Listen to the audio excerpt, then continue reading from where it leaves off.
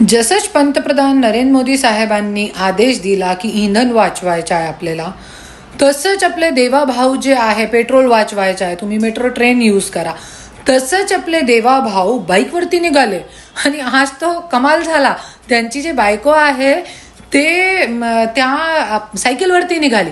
प्रत्येक गोष्टीवरती स्टंटबाजी करणं गरजेचं आहे का? अरे लोकांना तुम्ही आशा शून्य केलेला आहे.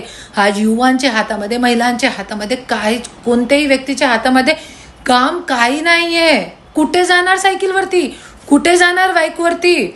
फक्त 5GB डाटा तुम्ही दिलेला आहे आणि रीलला स्क्रोल करणं हे लोकांना आता काम वाटू लागलं आहे.